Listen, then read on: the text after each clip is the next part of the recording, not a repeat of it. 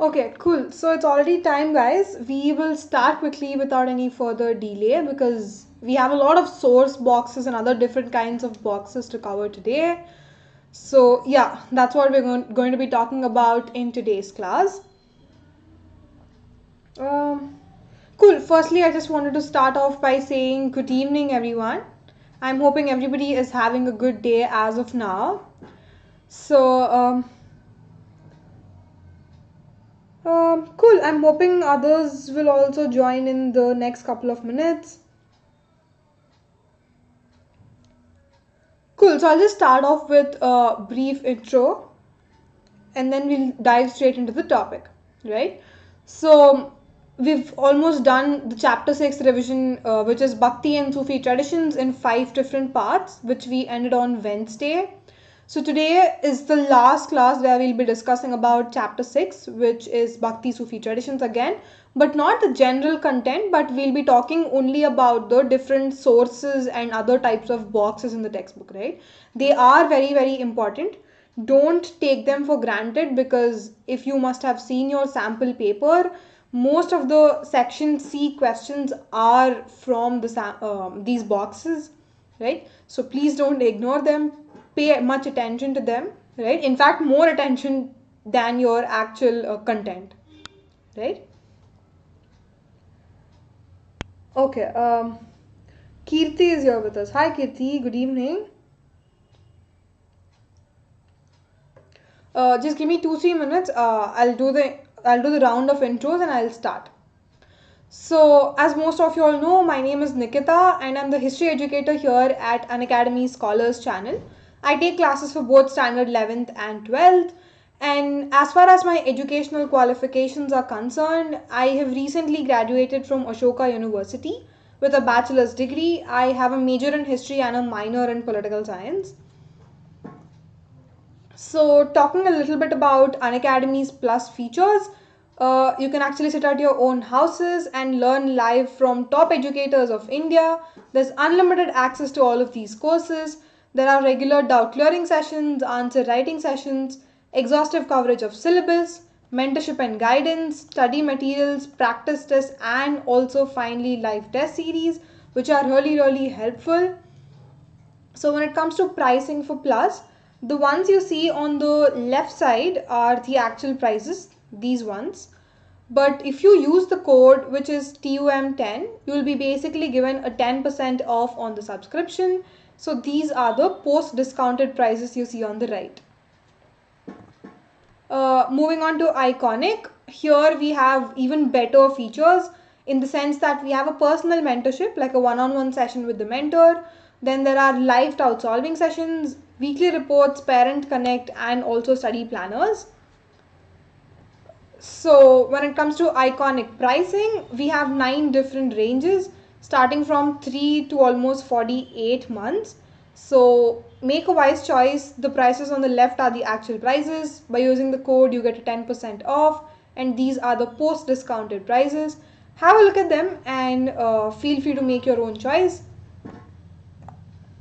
And nextly, there's something called as Emerge, which is Unacademy's special feature. It's a test conducted by Unacademy, and the format of the test is as such that it's aligned with the latest CBSE guidelines. So it will help you as some sort of practice for your term 1 boards. The link for that is in the description below of this video. Go check that out, enroll yourselves and take part in the quiz. It's highly, highly helpful. Yeah, that being said, we'll quickly start. Okay, a couple of you all just joined, so good evening everyone who just joined. The session is going to be quite interactive because most of the slides after every source box and stuff, we have all of these different questions like opinionated questions, right? So feel free to drop in your answers. Like when I pose that question, whatever comes to your mind, whether you agree with it, whether you disagree with it, just put down your opinions in the chat box, right? We can have like a small conversation. Yeah. Okay, we'll start off with great and little traditions. This is not actually a source box per se, but like random box in your textbook.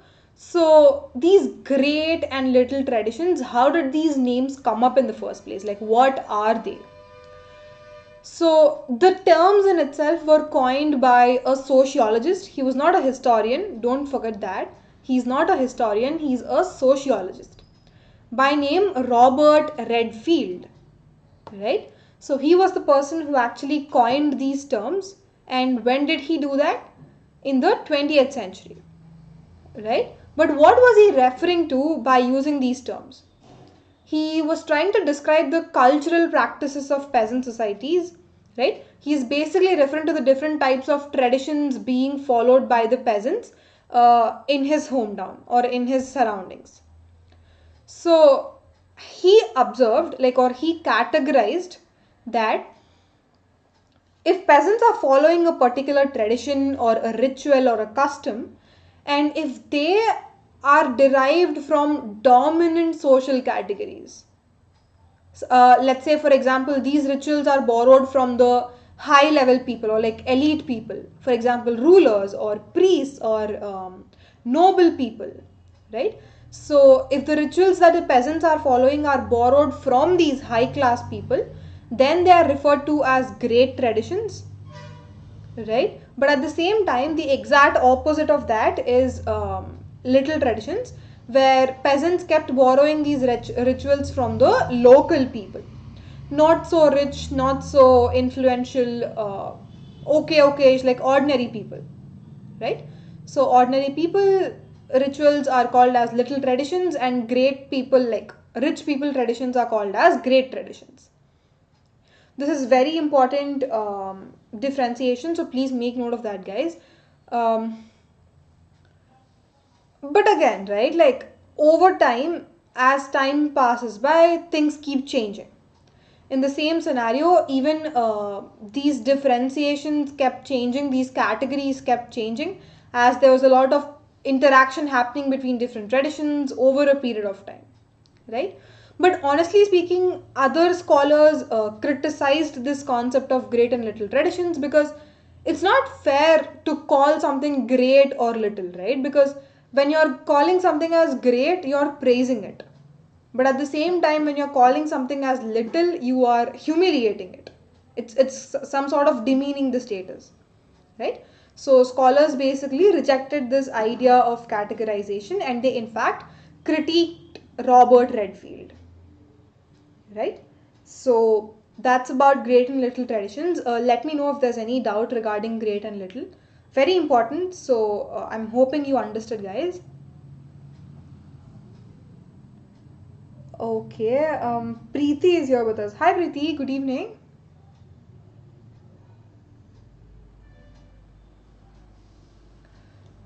Okay, I'll quickly move on to the next because we have so many slides to cover.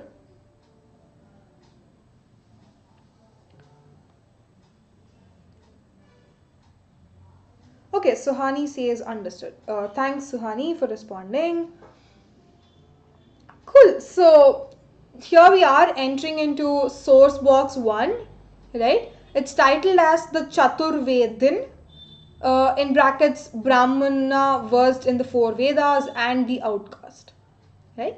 So what is Chatur Vedin? We even have that Chaturvedi surname even in the 21st century, right? Chaturvedis are basically the people we are referring to. Back in those times, there was an N added, right? So these Chaturvedan people are, if you literally translate them into English, they are titled as knowers of the 4 Vedas.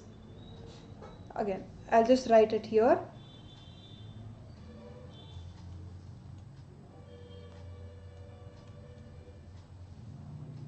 Yeah, so Chatur Vedan, if you literally translate, Chatur is 4, right? Vedan is like Vedas. So whoever knows all the 4 Vedas, like mastered all the 4 Vedas, they basically are referred to as Chatur Vedan, right? So we look at one excerpt from a composition of an Alvar named Tondaradi Podi. Again, you don't have to remember his name, but just remember that he is a Alvar saint, right? But on one condition, that he himself was a Brahmin, Yeah, he himself was a Brahmin, but he was an Alwar saint.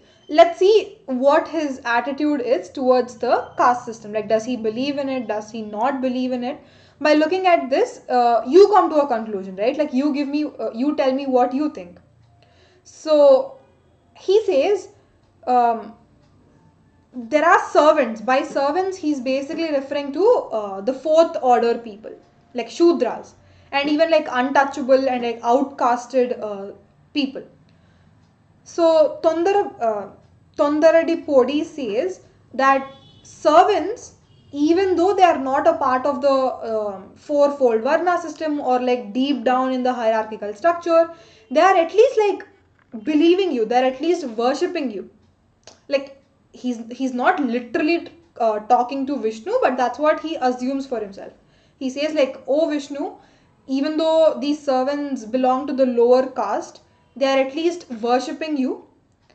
Unlike the Chaturvedan people, right, they don't even like worship you, they're not loyal to you, right, but they are from upper caste. So he just says that. By this comment, what do you guys understand? There's a question right in your textbook saying, do you think Thondaripodi was opposed to the caste system? What do you think, guys? Did he believe in caste system or did he not? Again, there are two conditions that we can say that he actually believed in caste system. Yeah. Number one is he was a Brahmin himself, so that's highly possible that he believed in caste system. And number two, he's not like completely criticizing Chaturvedans. He's not humiliating them. He's not demeaning them. He's like normally saying that Chaturvedans are not paying respect or not worshipping Vishnu. Right? So he's not criticizing Brahmins here. Chaturvedans are also some kind of Brahmins, right? So he's not criticizing. But on the other hand, he might not support caste system. And one reason we can give for that is because he's not criticizing the Shudra caste in particular. He's just like portraying them in a good light only. He's saying that Shudras are at least doing something better, that they are at least worshipping you, right? So that's what he says. But it's your choice, right? You're free to have your own opinion. You can believe in whatever you want to, whether Thondaripodi actually believed in caste system or was he opposing caste system, right?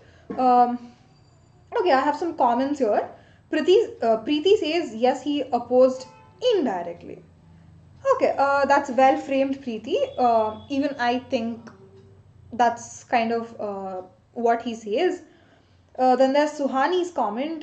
He has opposed the caste system by stating that the outcasts who express their love for Vishnu are better than the Chaturvedans. Yes, absolutely right. Both of your comments, Preeti and Suhani, are well validated because you have your own reasons for it, right? Unless you have a proof or a particular validation, a particular reason to validate your opinion, it's totally fine because none of us know what the correct answer is, right? So it's totally fine if you support it, if you say no to the question, anything is okay, right? Okay, so that's source box 1. Next we move on to source box 2, which is titled as Shastras or Devotion, right? So we will be looking at a verse from a poem composed by Appar, who is a Nayanar saint. In the last slide we look at a Alvar saint. In this slide we're looking at a Nayanar saint. Appar is a very very famous name we have come across so many times, right? So he says, O rogues who quote the law books, of what use are your Gotra and Kula? Again, who are rogues here? Who is he referring to as rogues? The higher caste Brahmanical people who believe in the caste system, right? Who are supporting caste system are being referred by Appar as rogues, right? So he's saying like, who quote the law books? Like who wrote these law books in the first place?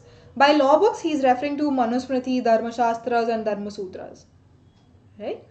Like they are man-made. You can change them whenever we want. It's not like it's something a divine scripture given by God.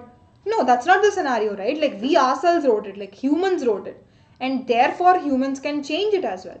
There's no legitimacy to these books, right? And like, what are all these Gotras and Kulas? They are also created by humans.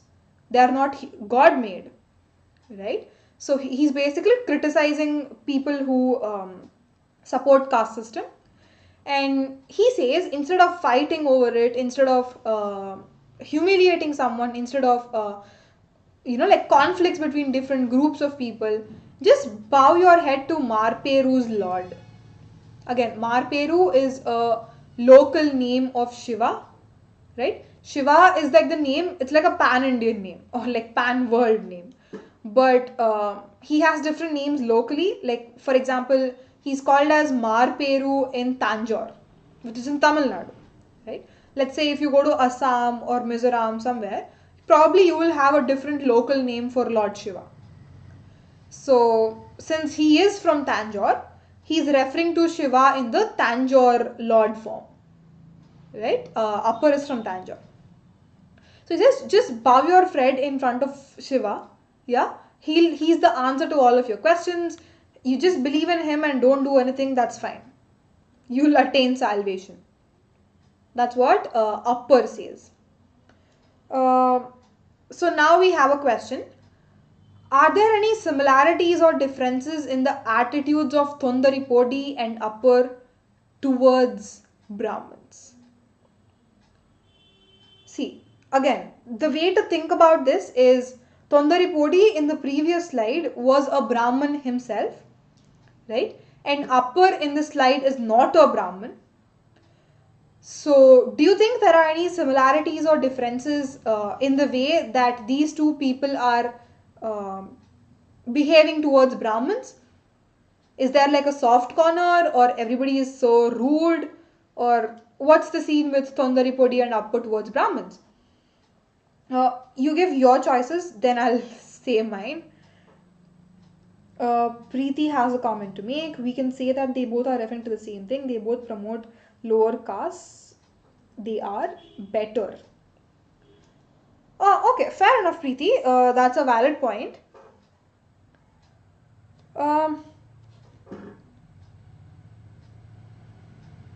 At least when I read this for the first time, I thought in my head that Thondaripodi was actually having a soft corner towards Brahmins, because at the end of the day, he himself was a Brahmin, right? Nobody wants to criticize their own caste, especially back in those days when caste was so important to people, right? So Thondaripodi is saying in a like very sensitive, subtle tone. He's not like outrightly criticizing them. He's like, they're not worshipping, but yeah, like he's just saying in a very subtle tone. But Upper is calling all of these people as rogues and stuff. Rogue is a very rude term, right? So at least I think that there is definitely a difference between their attitudes. Yeah, and so Sundarpudi is having a soft corner, whereas Upper is being outrightly rude, right? So that's what I thought for the first time when I saw it.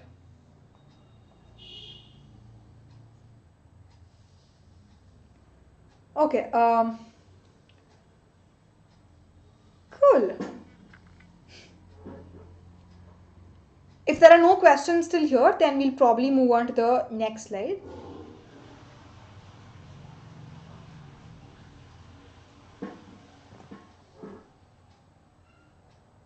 Okay, this is, I think, source box number 3 in your textbook. It's titled as a demon question mark, like it's basically asking us, is that a demon? Again, like let's look at the whole story and then decide whether it's a demon or not. So again, this is an excerpt from a poem by Karaikal Ammayar. Karaikal Ammayar is also one of the poet saints. She's a female poet saint, right? One of the very few female. So in the poems that she's writing, she actually describes herself. She's not referring to anybody. She's writing about her own self, right? So again, like this is the poem that she writes.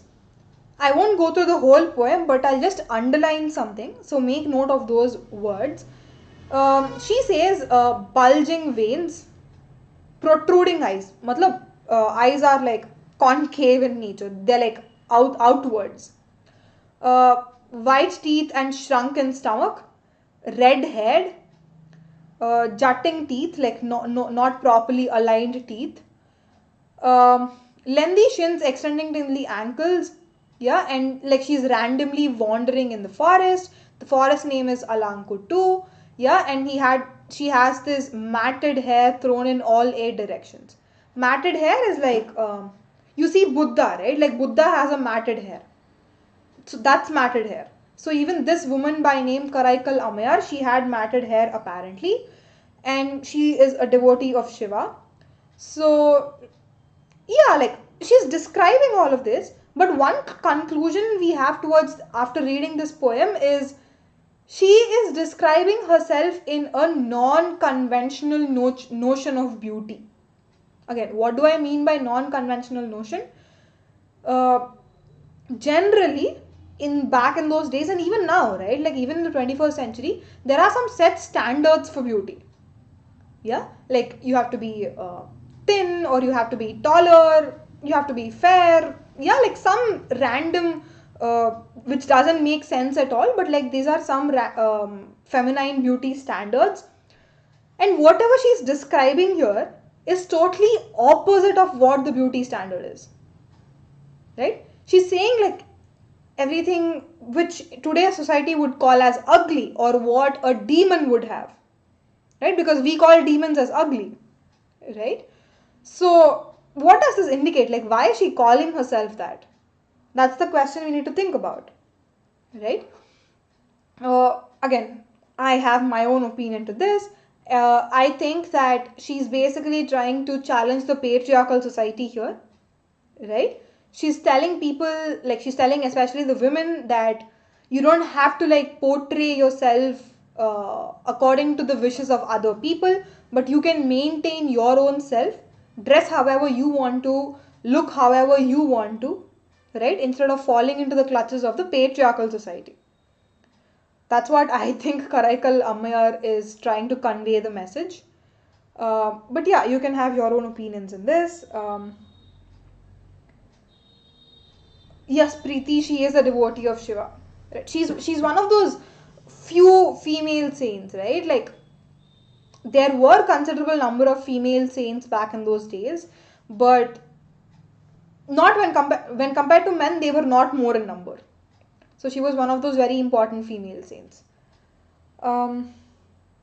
Okay, no idea. That's totally fine, Preeti.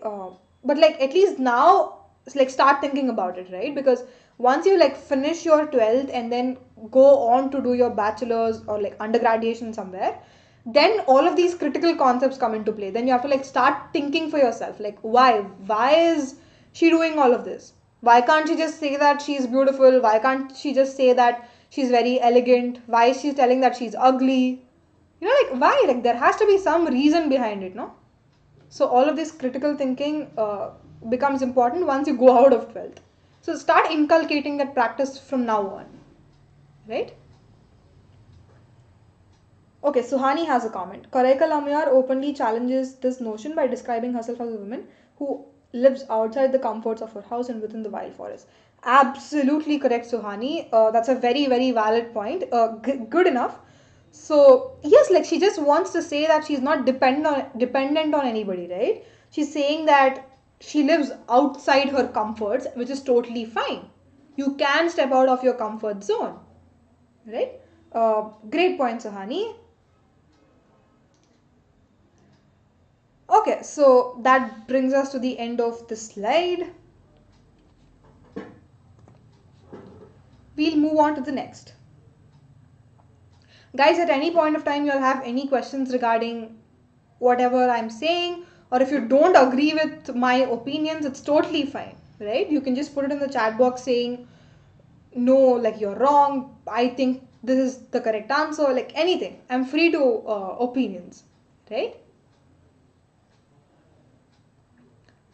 Okay, so we have rituals and the real world, which is I think source box number 4 in your textbook. So now we're going back to Veera Shaivism. Again, I'm hoping everybody remembers Veera Shaivism because that's an important concept. We've seen that Basavanna, who is a Kannada speaking person, was the founder of Veera Shaivism, right? It's a local tradition. It did not spread much outside Karnataka, but even today in Karnataka, Veera Shaivism is still practiced, right? So we have seen how vachanas are one of the major sources of their textual traditions. So in one of the vachanas or verses, Basavanna writes saying, like this is the excerpt, right? He says, when they see a serpent, like they is basically common people, like normal people, like Hindu people, who believe in all of these ritual traditions, who follow all the rituals, do yagnas and all that stuff, right? So when these kind of people see a serpent is a snake, right? If that snake is in the form of a statue or like a carving sculpture, right? We have all of these stones carved in the shape of a snake in the temples, right? So when people see that kind of things, they start pouring milk on that, right? Like there's some festival also for that, like Nagul something. I don't remember the festival name, but that festival is still celebrated in 21st century, right? So when you see a stone in the form of a snake, you pour milk on it. But at the same time, when a real snake appears in front of you, like a living thing, you make a huge ruckus out of it by saying kill it, it's dangerous. Like you hit it, you like hit it with a stick, you try to kill it, right? Look at the irony here. They are the same things, snake and snake. On one side you're worshipping it, on one side you're telling to kill it. Totally ironical, right? In the same manner, he also gives another example. He says, to the servant of the god who could eat if served, they say, go away, go away. But to the image of the god which cannot eat, they offer dishes of food. Again, what is the point here? He's basically saying that if any beggar comes to your house, he doesn't have money, he's hungry, he's starving, and when he asks to give him some sort of food to fill his stomach, most of the people would not like to. They refuse to give him food. They say, just go away from here, don't come ever again, stuff like that. He is like hungry, he's a human. If he doesn't eat, he's going to die. That's a reality. But on the other side, you make all of these amazing dishes with so much effort and offer it to the statue of the god, right? That statue can't even eat that food. Is it a living creature? No. Can it eat? No. The edible stuff is still there lying, and after a few days it is just rotten, and then you throw away the food, right? So what is this irony? Like you're just not being humanistic in nature, like because of all of these traditions, rituals and all, you're doing something which you're not supposed to, right? Treat a beggar instead of offering the food to a statue. Like stand on something. Like at same time, don't criticize a snake, same time don't worship the snake, right? So I'm hoping you all got the irony here. Yeah, two like contradicting statements. So but like why is Basavanna saying all of this? Like that brings us to the question, right? Like why is he saying all of this? Describe Basavanna's attitude towards rituals. How does he attempt to convince the listener? The whole point of writing all this is he wants to convince the people, like general common people, to stop believing in all of these Brahmanical extra traditions. Yeah, all of them are useless. You won't get anything out of it. No one will benefit out of it. In fact, have that little bit of humanity within yourself and do some moral, ethical things like offering food to the poor, right? Do stuff like that. It's beneficial, but following all these traditions set by Brahmanical traditions is of no use, right? He's basically trying to convince the people. And when it comes to attitude towards rituals, totally against them. It's very evident, right? It's very evident from this two, three lines itself. that Basavanna has a very, very negative attitude towards rituals and Brahmanical traditions. Yeah. So that's Basavanna and rituals in the real world. Any questions till here, guys? In case there are any questions, please let me know. These source boxes are very, very important, so I highly urge you all to go over them again and again.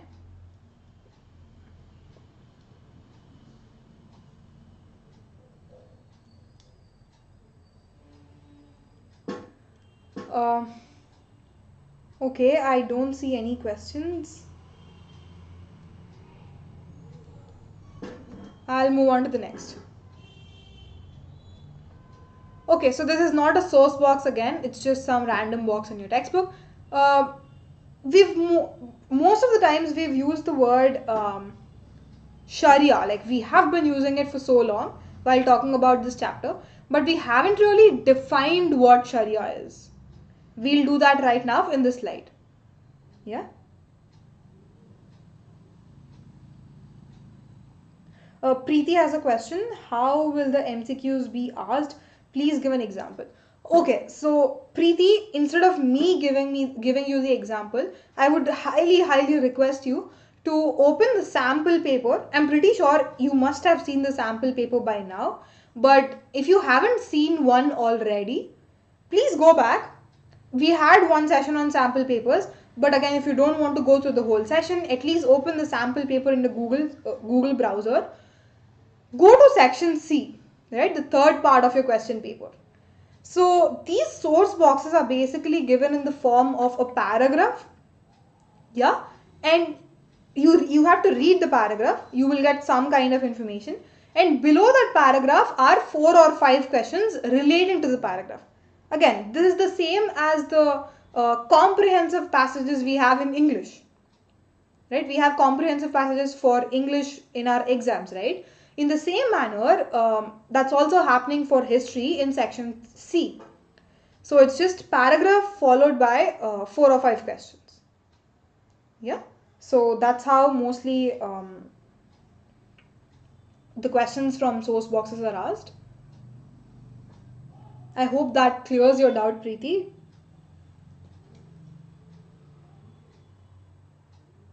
How deep of a knowledge we really need to have.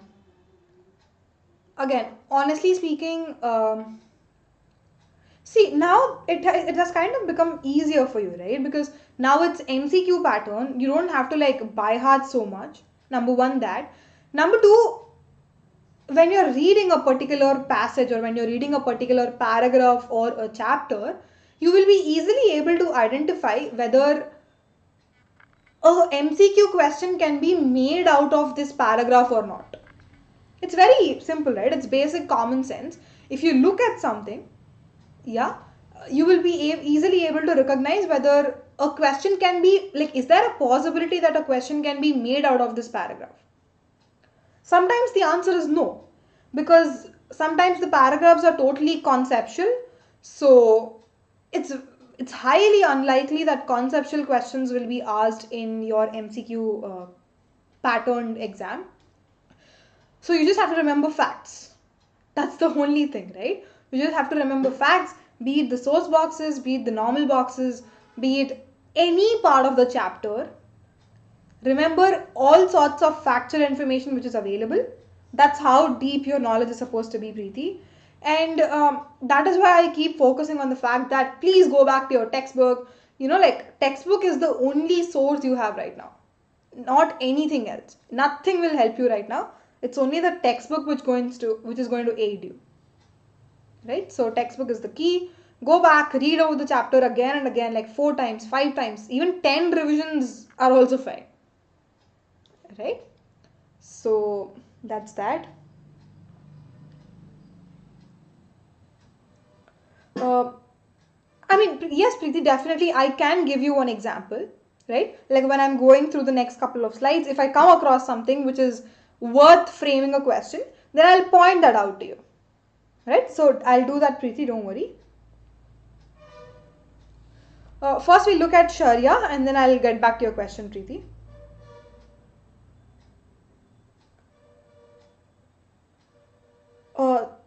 separate session for term 1 source-based questions? Yes, absolutely we can do that. That's not a problem. Once the chapter is over and once we have a quiz on this chapter, then probably we can have a quiz on the source boxes. That's a good suggestion. Thanks for that, Preeti.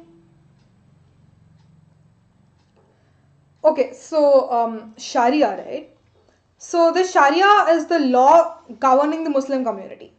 If in one line you have to conclude what Sharia is basically a law, right, where every Muslim is supposed to follow. Every Muslim community is supposed to be loyal to the Sharia law, right? So it is based on the Quran and the Hadith, tradition of the Prophet, including a record of his remembered words and deeds. Again, like, it obviously aligns with what is being said in the Quran and the Hadith, right? Hadith, it's the same thing, right?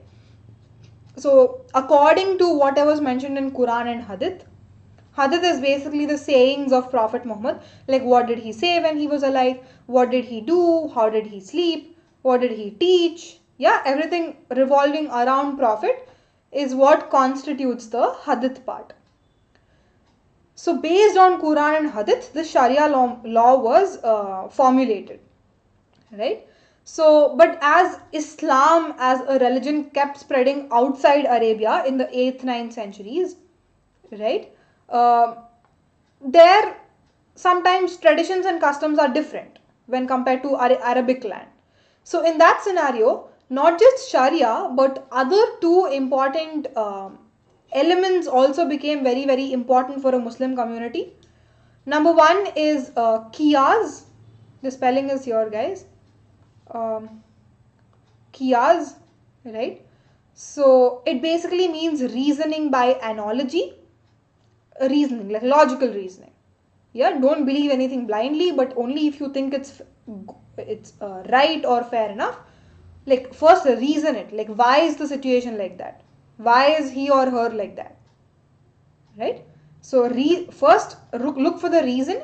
If you are convinced by the reason, then believe it. That's called qiyas. And nextly there's ijma. Ijma is consensus of the community, right? Like whole of the if suppose let's say I don't know, randomly the head of the society is telling that according to the Muslim traditions, according to Islamic traditions, alcohol is banned. Yeah, that's what the head of the society says. But all of the people in that society, they, again, example only I'm giving, yeah. Let's consider that they said that no, since we are like living in like a cold region or something, alcohol will basically warm our body temperature and therefore we should not ban alcohol. Again, example, right? Like we're just supposing.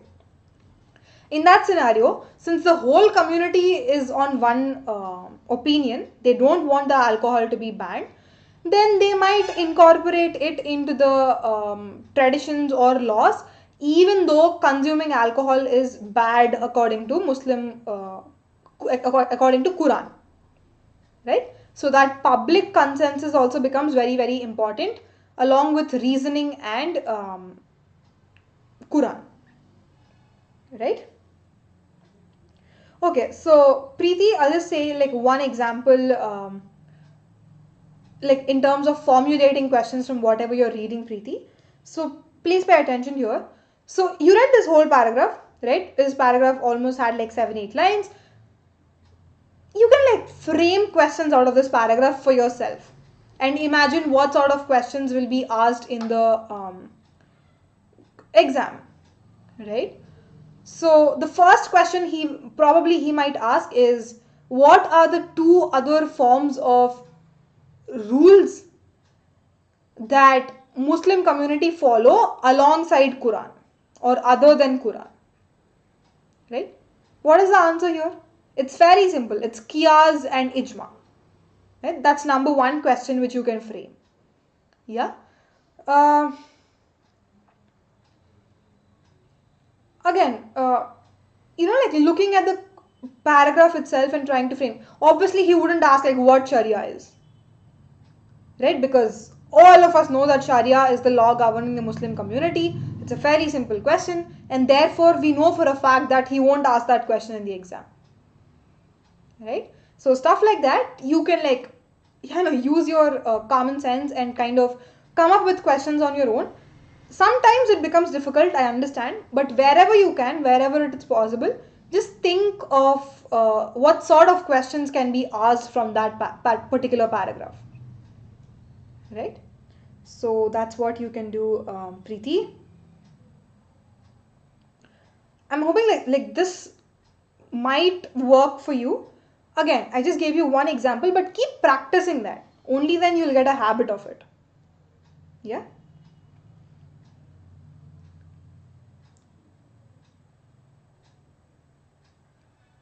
Devika, yes, we are looking at all the source boxes in this chapter. Uh, yeah, we'll be covering all of them, Devika. Timeline given in NCRT is important. Not really. You don't have to pay, like, again, I'm not saying don't look at it at all. Probably just have a rough glance towards it. But you don't have to like by heart everything. That's not important, Devika.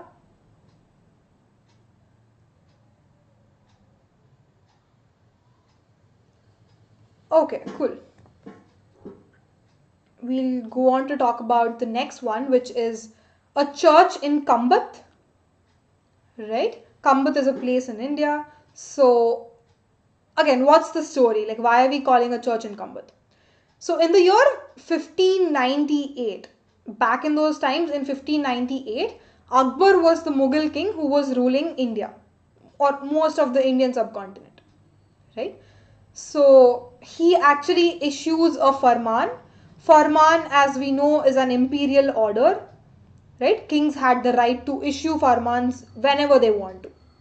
So in one of the farmans, he writes this, like this is an excerpt, right? Again, I won't go through each line, but the basic point that he's trying to convey to the society, see, by issuing a farman, he's basically wanting the audience to read that farman. He's issuing it to the common people. Common people are the audience, right? So he's saying to the common people that there's a special order that a particular church has to be constructed in this city of Kambat, which is in present day Gujarat, right? People, whoever are going to construct it, have my permission. I myself gave them the permission to construct this church. So whoever opposes this construction, you will be severely punished. Yeah. And this is an order which is being issued in the name of the king, which is Akbar himself, and therefore you should obey the order. Nobody should object the construction of the church, right? So that's the basic gist of this farman. But again, we do have a question for it. Who were the people from whom Akbar anticipated opposition to his order? Who do you think, guys, it is? Again, like, let me rephrase the question, right? He's saying that I myself gave the orders. Nobody should oppose it. If somebody opposes it, they'll be punished. Since it's the order I gave, everybody should be obedient towards it. He's just like focusing on the fact, like, let the church be constructed. Nobody should object. Yeah, that's the message he's trying to give. But like, why does he in the first place think that somebody is going to object it? And who is that somebody who is going to object? That's the question we need to ask ourselves. Right? We have comments from Preeti. Basically, I'm hoping that's Brahmins, Preeti. Brahmins or like other caste people. Absolutely right. Yeah. That's a very valid answer, Preeti, because we are talking about a church. And we are talking about 16th century India. Christianity was not accepted in India in 16th century. Right? Definitely not. Yeah. So it was very, very easy for Hindu people or Sikh people or any other non-Christian communities to oppose the construction of a church because they don't want other religion to come and destroy their peace. Yeah, that's a common human psychology. So the people from whom Akbar anticipated opposition is non-Christian communities, but also like conservative communities or orthodoxy communities, right? Who only believe in their religion and start criticizing other religions. Yeah, those kind of people.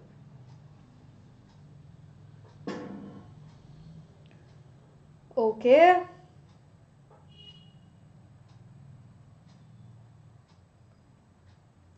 Devika, uh, of course, we can do that. After this, I'll start Vijayanagara only. Then we can do source boxes and Vijayanagara. But Indus Valley, I've already done it like a couple of days back, Devika. So it'll be highly helpful if you could go back and refer to it, because I don't think in the next couple of days I will be doing that first chapter. So, yeah.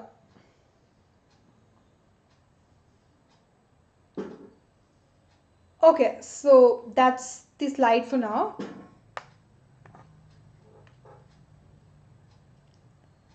Yes, Devika, I did the source boxes. Actually, I didn't do the revision for source boxes separately. It was within the chapter itself. So probably you have to look at the whole video. Or like one day we can dedicate to doing just the source boxes of chapter 1. Uh, so yeah. Cool. Let's look at the next source box titled as Reverence for the Jogi. Right? So again, it's an excerpt from a letter written by Aurangzeb. Now we're talking about another Mughal king, Aurangzeb. He actually writes a letter to Jogi in the year 1661, 1662. Right?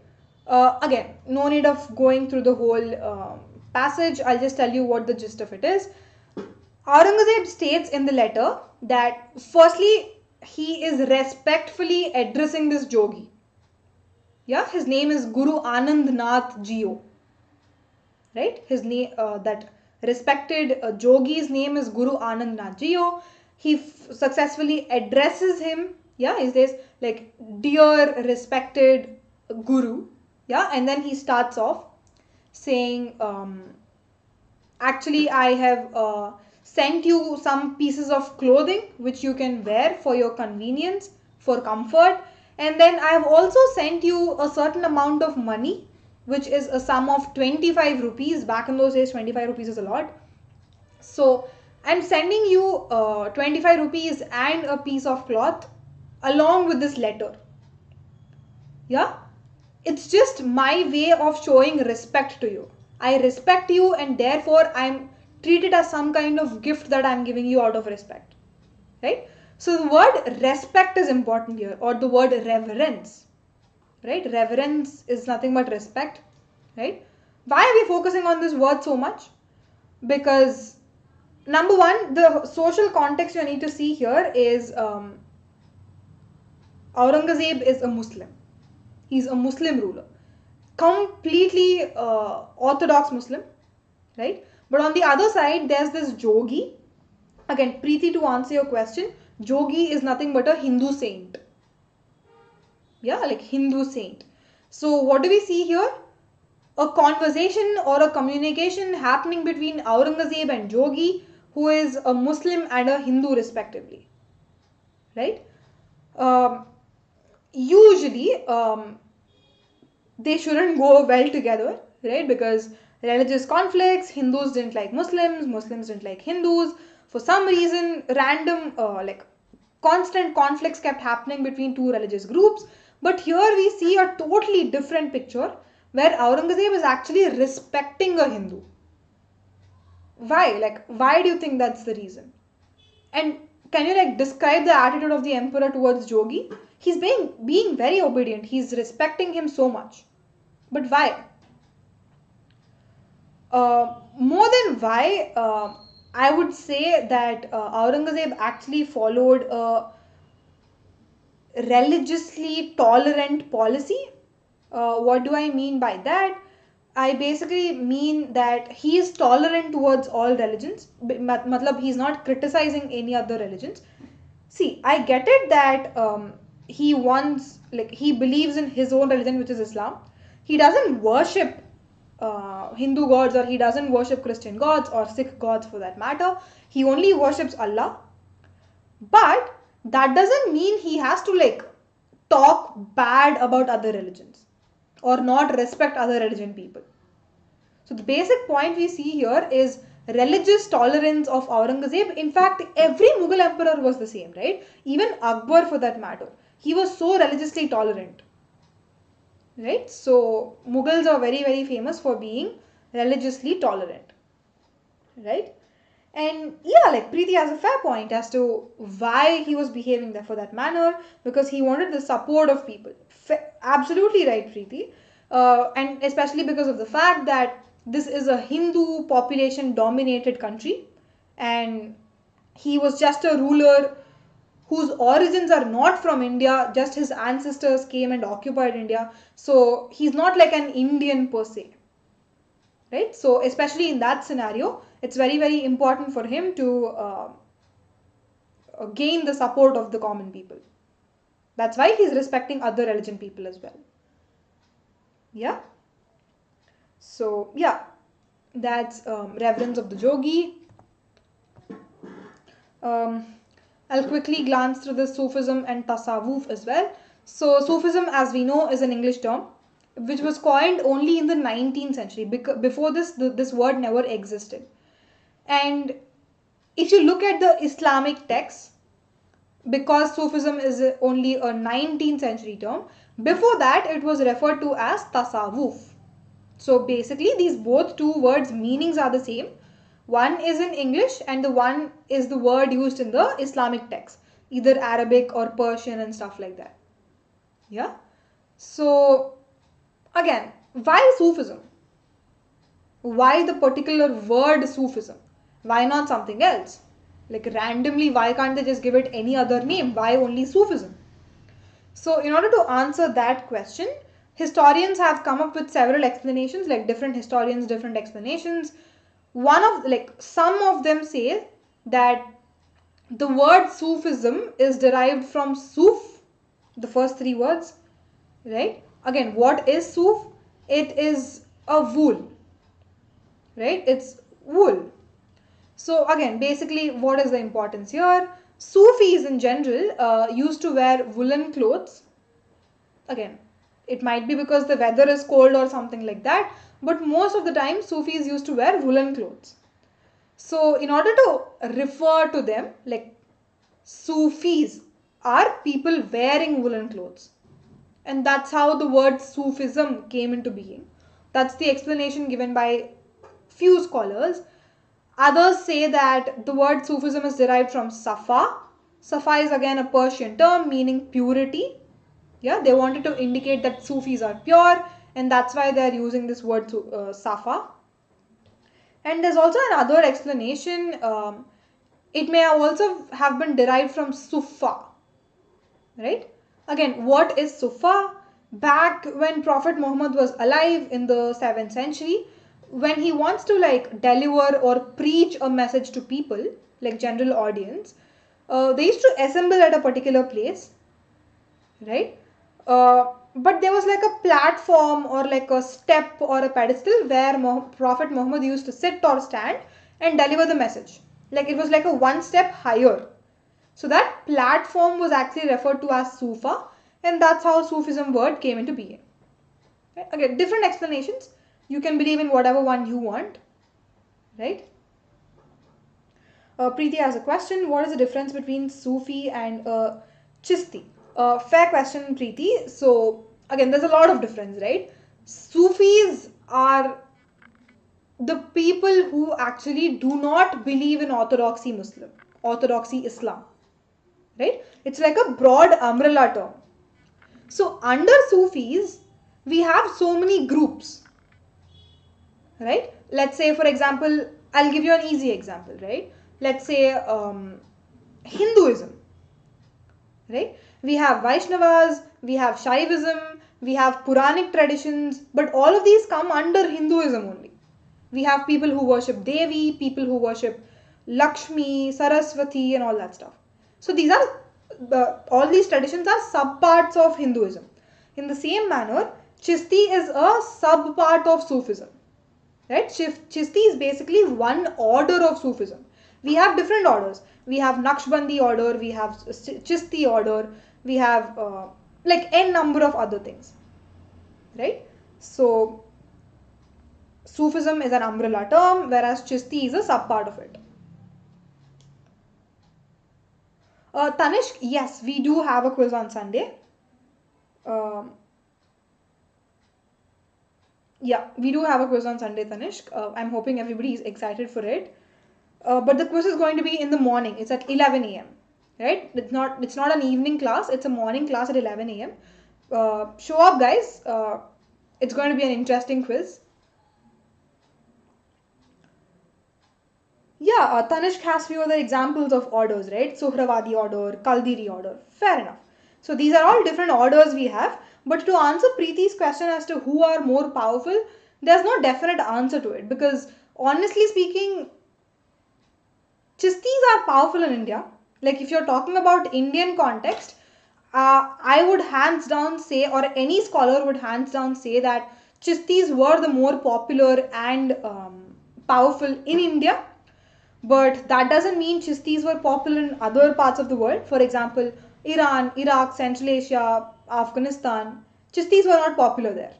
Some other Sufi order was popular. So depending on the region, depending on the time, the power of the different Sufi groups keep changing. Yeah, so there's no one answer, Preeti. So yeah, I'll quickly move on to the next slide. This is not that important. I'll just skip this. Okay, so the next one is the lamp of the entire land. So again, what's this? Like it basically talks about a dargah. Yeah, but like what specifically about the dargah? Each Sufi shrine, when I refer to a shrine, I'm basically talking about the dargahs built in remembrance of the Sufi saints. Right? They have different traditions, different structure, features. And what I mean by that is people have different ways of worshipping the dargah. Right? So a particular visitor by name Dargah Kuli Khan, like his name itself is Dargah Kuli Khan. He's from Deccan, like southern part of India. So in the 18th century, one fine day, he goes to visit the shrine of Nasiruddin Chiragai, Delhi. He is one of the important Chisti saints, right? It's in Delhi. The shrine is in Delhi. So he describes what all is happening in that dargah, like how are people worshipping.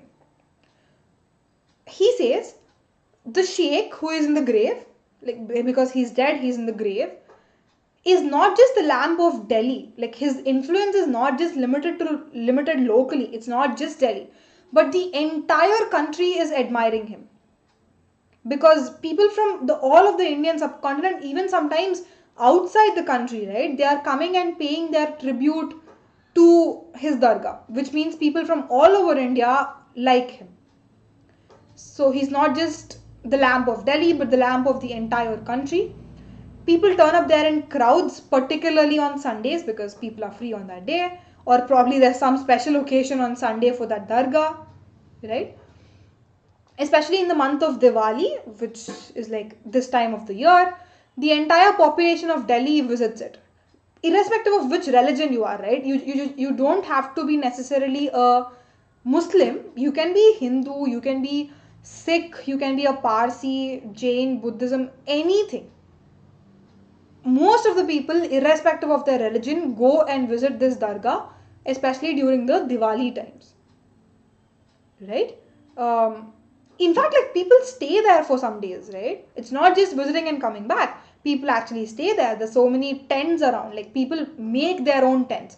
They take the baths there. Yeah, and they also believe that if they bath in that particular place, like if they take a shower in that particular place, they'll get rid of all of these skin diseases like allergic diseases and stuff. That's a belief people have. Right? Again, Muslims and Hindus, irrespective of their religion, they pay visits in the same spirit. Right? They just love this person, love this dargah. Right? From morning, evening, no matter what time of the day it is, people keep coming and keep visiting it. It's almost like a very hustly bustly place surrounded by people all the time.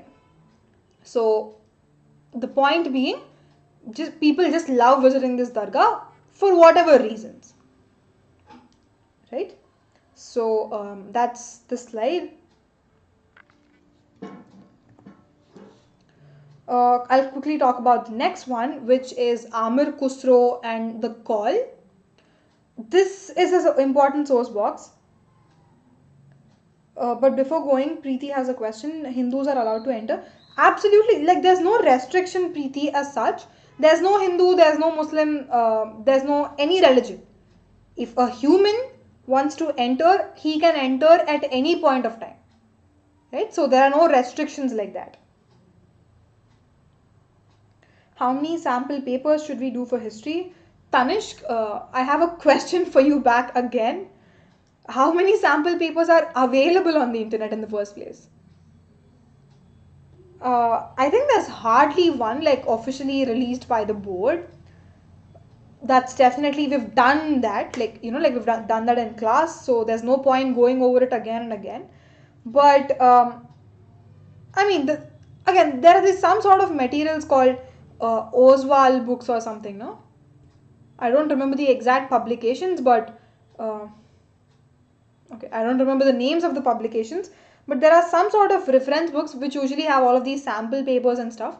So if you can find a book, then like keep practicing. But like if you don't find one, Oswald and Arihant, right? I forgot the names. That's right.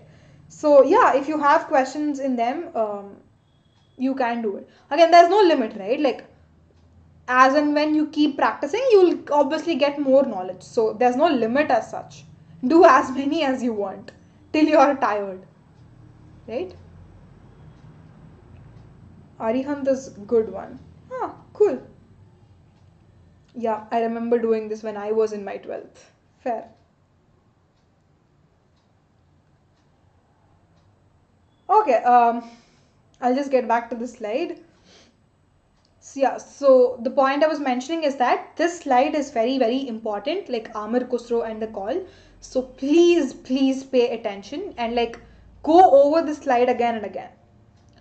So Amir Khusro, we've heard of his name so many times. So he is actually a poet, right?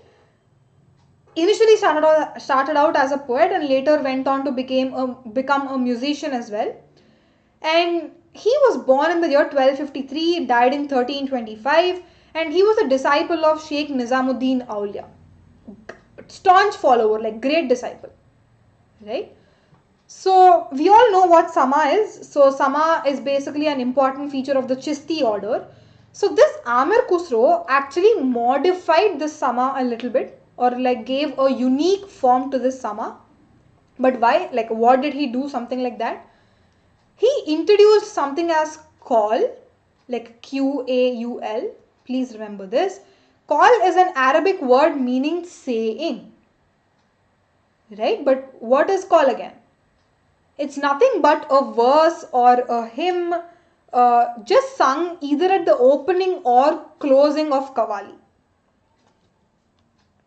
Again, why, like what is Qawwali? Just remember, whenever you hear the word Qawwali, go back to Kun Faya Kun song of Ranbir Kapoor from movie Rockstar, right? So imagine that scenario in your head, that's Qawwali, right? So while the Qawwali is being done, there's a particular hymn which is sung either at the opening of the Qawwali, like before the Qawwali starts, or when the Qawwali is about to end. Right, so that's that one particular hymn is called as Kol. Right, so that's the important contribution of Amir Khusro to Chishti traditions. Right, this was followed by Sufi poetry like in Persian, Hindi, or Urdu. Yeah, sometimes it had words from all the languages, and it is these qawwals are mainly sung at Sheikh Nizamuddin Aulia's dargah because that's famous. He's a very, very famous Chishti saint.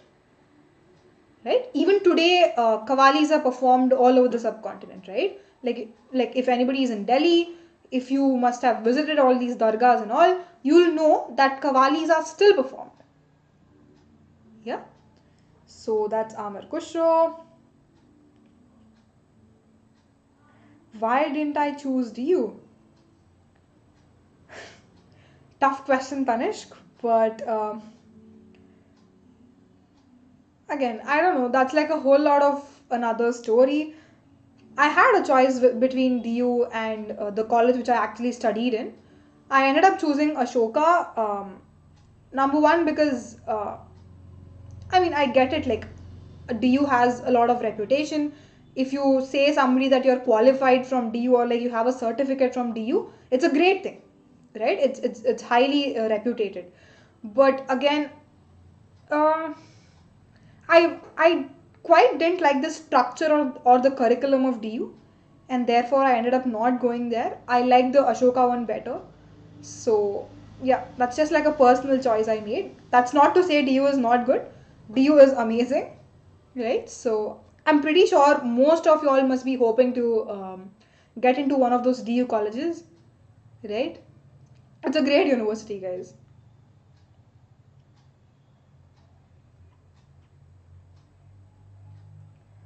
Okay, cool. So the next, just give me like 10 minutes, I'll wrap this up. Yeah. The next slide is declining a royal gift. So again, here we'll be looking at an excerpt from a Sufi text, basically describing a particular situation that happens at Sheikh Nizamuddin Aulia's hospice in 1313. This is basically when Sheikh Nizamuddin Aulia is alive, right? So who is writing this? An author by name Amir Hassan Sizzi, a very very famous author, he is writing this. We are reading his lines, right? He starts off by saying that he's very very fortunate enough that he got the opportunity to kiss Sheikh Nizamuddin Aulia's feet, which is considered something great and a good thing back in those days. And while he was still there, he actually sees that a local ruler has sent certain gifts to this Sufi saint. Who is the Sufi saint? Nizamuddin Aulia. So what are these gifts? These gifts are ownerships to two gardens and some other acres of land. He's basically saying, take this land, now it's on your name. Right? But outrightly, Sheikh Nizamuddin Aulia rejects this gift by saying that I don't have any use with it. Like, what should I do?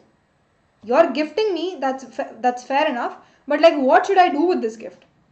I don't indulge in luxuries, I don't need them, and none of my spiritual masters or none of other Sufi saints involved in such kind of activities, and therefore even I don't want to get involved and I don't want this gift.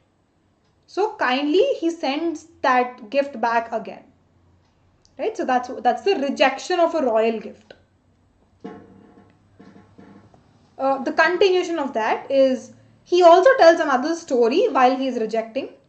He actually says that he narrates an instance from the past, which similar instance which happened with Sheikh Fariduddin, his predecessor, right? So when Sheikh Fariduddin was actually alive, another local ruler by name Sultan Ghiyasuddin, he is a Mughal Delhi Sultanate ruler, right? So Ghiyasuddin actually sends some money and again the ownership of 4 villages to Fariduddin, and even then Fariduddin actually rejects this. He partly rejects it because he says, give me the money, I will take the money, but I won't use it for myself. In fact, I will distribute the money whoever needs it, like whoever are poor. But as far as the lands are concerned, I don't need them, there's no use, so please take them back. And in fact, give it to people who actually want these lands, who are in need of these lands. Right? So he narrates that story saying, we don't indulge in luxuries. What we do is just spread the message of God. Right? So that's just another instance.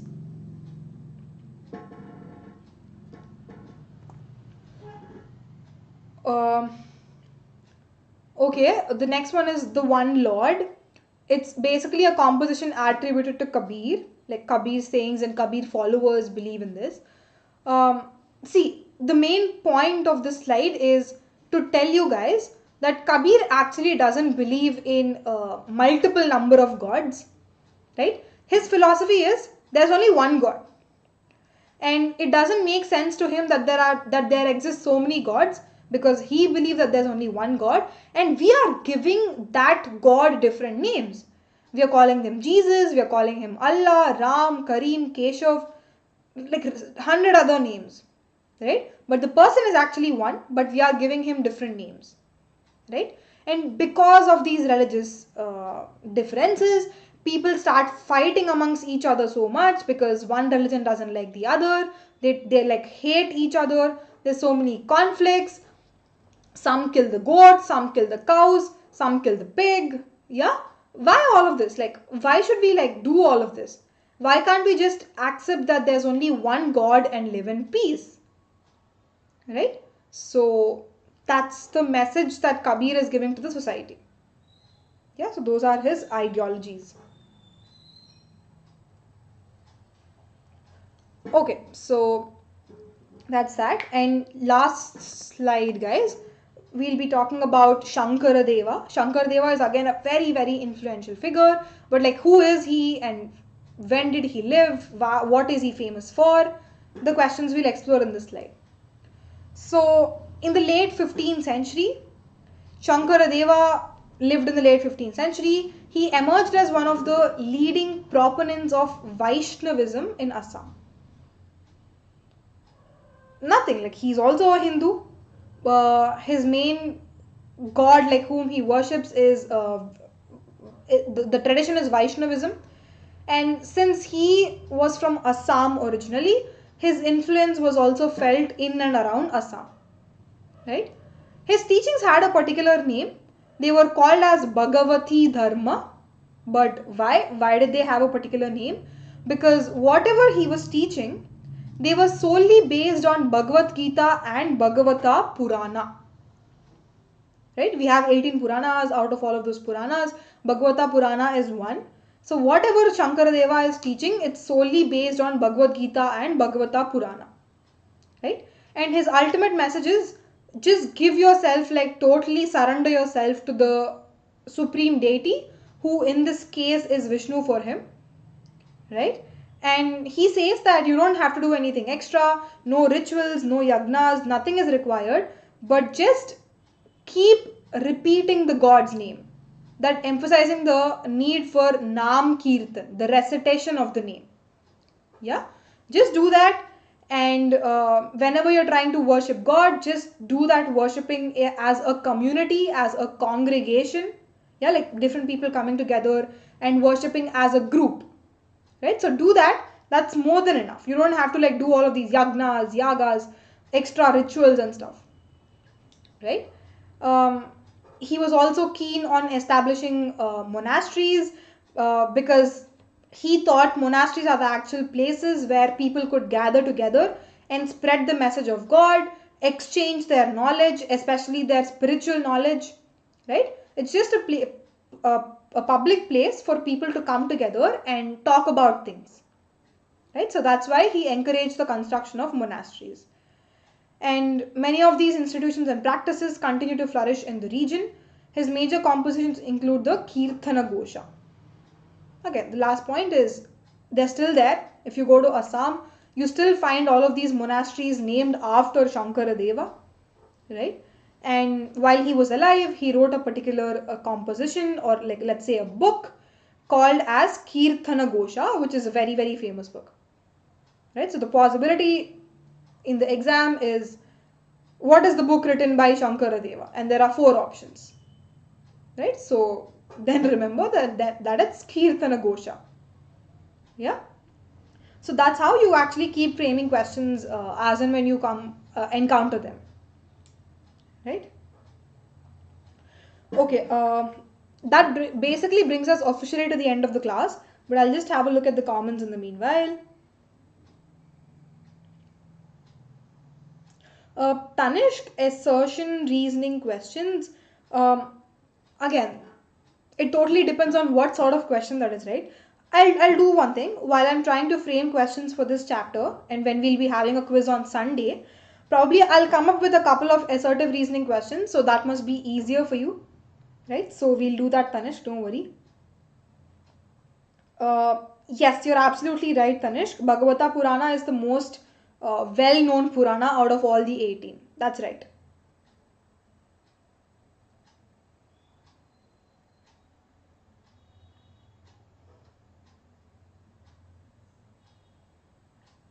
Uh, okay, like regarding the technique I followed for my boards is I never made notes because I didn't want to make notes when the teachers were explaining in class.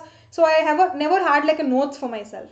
I only relied on my textbook. Like I just read the textbook a lot of times. That's how I retain my information, and like whatever comes to my mind, I just used to write it in my own words regarding the concept that I understood. So yeah, that's briefly the method that I followed for my 12th boards. Don't do that, guys. That's not an effective technique. Warning, don't do that. Make notes for yourself. It'll be easier for you, especially during the times of exams, like for your revisions and stuff. Your notes is something that will be useful to you. So please make notes. Don't follow me.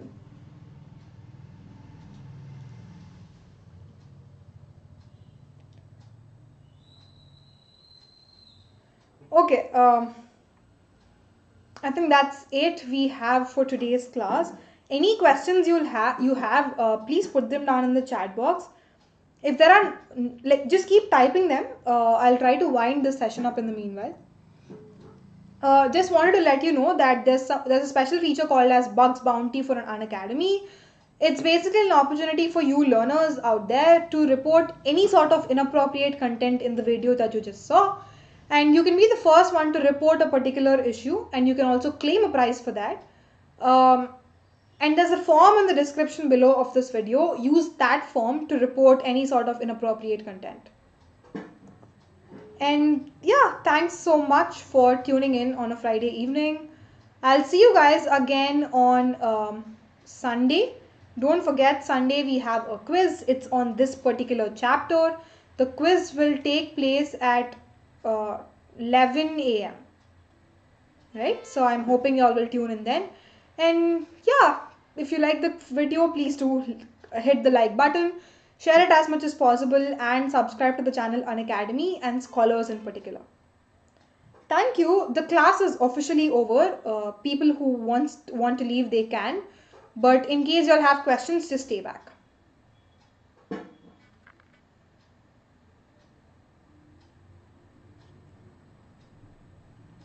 Tanishq, again, see, that depends on how much information you can retain for yourself.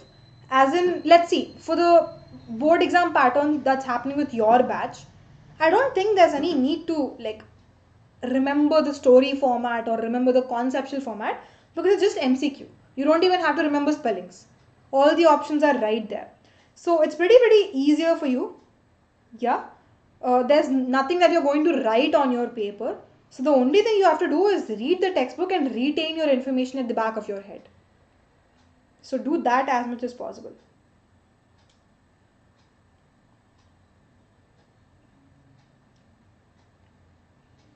Yes, absolutely right. They are very helpful, Tanishq.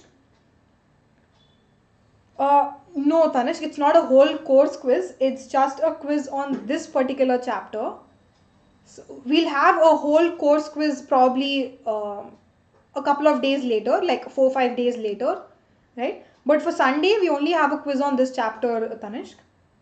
But I wanted to give a quiz on this chapter because most of y'all feel this chapter is the most difficult one. So I just thought like, like let's just get done with this one first and then we can move on to the next ones. They're pretty easy when compared to this, right? So let's just do this. You're asking for subjective paper. Okay, fair enough. Again, it depends, right? On which arena do you have a stronghold? It all boils down to what you are interested in. Or let's say when it comes to me, I could retain a lot of information, and therefore I wrote everything on my own. Yeah, I wrote everything on my own. But if you also can do that, it's well and good that you can write everything on your own. But if you can't, then just like use the terms and phrases from the textbook itself. I'm hoping that answers your question, Tanishq.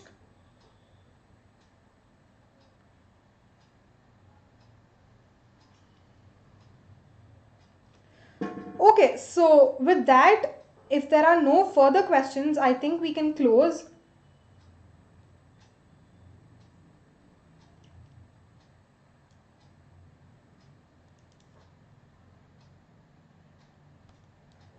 Uh, okay, there are no questions. I'm closing this. Just a reminder that we do have a quiz on Sunday at 11 a.m. It's not the usual timings. It's in the morning at 11.